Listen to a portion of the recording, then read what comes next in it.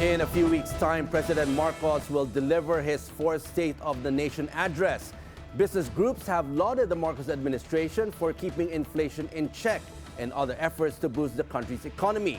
But are these developments felt by Filipinos? And today we will speak with workers group Sentro ng mga Nagkaisa at Progresibong Manggagawa Secretary General Josua Mata. We'll find out their expectations on the President's fourth SONA. Good morning, Joshua, and welcome to Business 360. Thanks for joining us. Good morning, and thank you for inviting me. Joshua, let's start with the upcoming SONA by the President.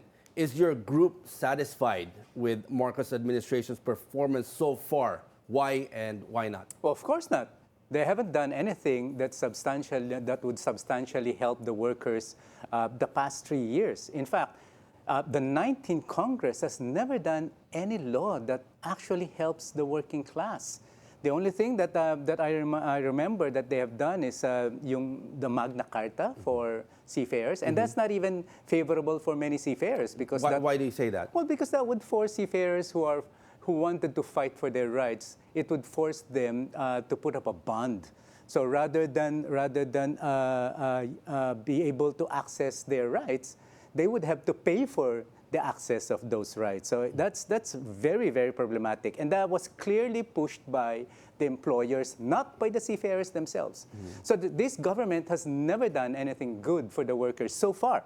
No, and that's despite all their promises. Now, having said that, how can the President improve when it comes to helping Filipino workers? Well, if he's serious about helping the Filipino workers, he would have to listen, first of all, to the workers. No? This is the only president that I have dealt with in the past 4 decades, almost 4 decades of my trade union work. He has never, not even once, has he ever attempted to meet with the entire labor movement. No? So first he has to listen, no? Because they keep on telling people that they want to improve the workers' situation, but they never listen to what workers really need.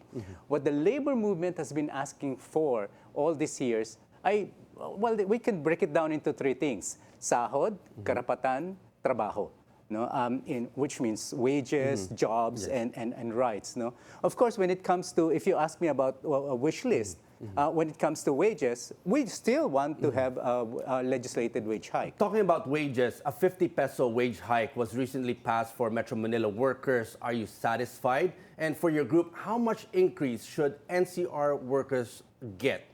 And well, why? Of course, we're not satisfied because we have always been asking for a legislated wage increase because we knew that any wage adjustments done through the regional wage boards would not suffice to lift our working poor from poverty threshold that they were consigned into. No?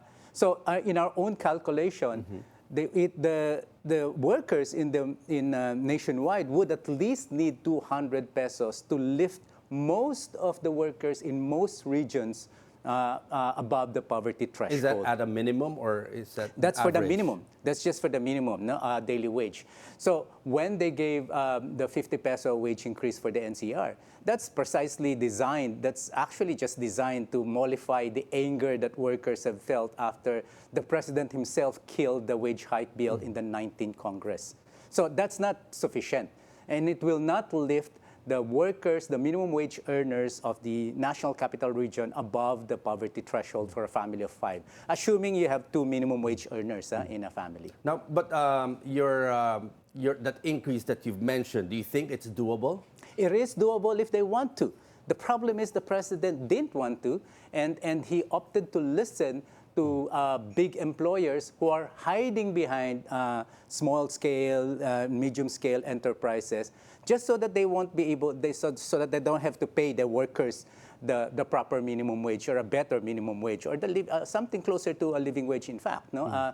The last time that they killed the last Congress, the 19th Congress, when they killed that, it was not the small-scale businessmen who were crying no. It was actually big businessmen like the owners of SM. Go to SM, go to Robinsons, go to these big malls who are earning billions every year and ask them, how many of them are paying above the minimum wage? I'll tell you right now, none. What do you say about those kinds of reasoning, saying that if a wage hike does happen at the amount that the laborers want, a lot of these small businesses would actually have to close? Oh, that's a myth that they have been peddling for the past several years. Every time we ask for a wage increase, that's a myth that they would say. And those myths, we have demolished them, effectively through empirical studies in the past 2 years when we have gone through a series of legislative hearings, both in the Senate and the House of Representatives.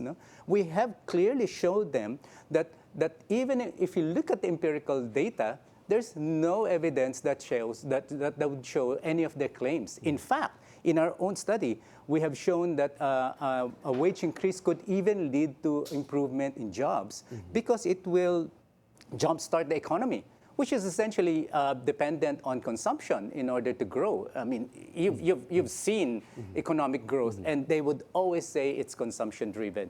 So why are they so afraid of wage increases? Are you still hopeful that after this recently wage hike of 50 pesos, that are you hopeful there would be another increase that would happen? I think it will not depend on our legislators because we have seen how spineless they are when it comes to pushing forward for workers' rights. I think it would depend largely on the workers themselves, who would, and if they would learn how to mobilize massively and put pressure on the president. We can force the president, for example, to certify legislated wage increase if there is massive upsurge at the grassroots level, and that's what we're working on. Now, Joshua, aside from a wage hike, what other things should the government do to improve the working conditions here in our country? Well, consistent with our demands for sahod, trabaho at karapatan, we also wanted to make sure that once again, the end-endo bill be discussed.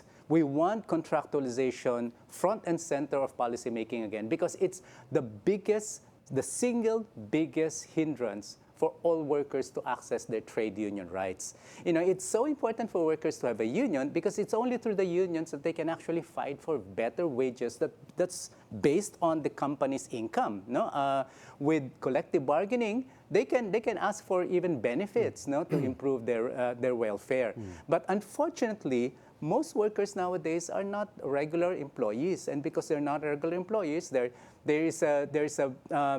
most of them are employed by agencies, which essentially provides one myth, to justify one myth that the employers are saying, and that's there's no employee-employee relationship. So it prevents us from organizing. On the ground, when you talk to the workers, what do they actually want in the short run for them to be able to uplift their lives? Wages, of course, and then security of tenure. Those are the two main issues that workers would always ask for. But on top of that, government should always should think of providing public services, quality, public and universal services, which unfortunately is also something that the 19th Congress failed to do. In fact, rather than improve our health system. Remember, they even zeroed the budget for field health last time. So this time around in the 20th Congress, we'd like to make sure that we will make sure that they will never do that again. That's the reason why we filed the Supreme Court case against them. Now, for your group, what do you wish to hear from the president during his upcoming SONA? Well, a lot of things. First, we'd like to hear that he would promise that the budget that they will come up with is not going to be as bad as it was before. Second, we'd like to hear in his own wish list the same issues that workers have been demanding. Wage increase, security of tenure bill, and a robust public employment program, as well as better public services. And more importantly, we'd like to see him certify as urgent some of these bills in order to prove that they really care for the workers. Does this come with a sense of optimism and hope? Well, not that I have seen right now, but as I said, the only optimism and the only hope that I could base myself on is the fact that the workers would continue to fight for their rights. And finally, Joshua, if you would rate the president's overall performance on a scale of 1 to 10, what would it be and why? I think we need to make use of a different scale because obviously he has completely failed the workers these past 3 years. Okay, on that note, thank you for joining us, Joshua, for giving your insights on the upcoming SONA of the President. Thank you for joining us here at Business 360. And thank you for inviting me.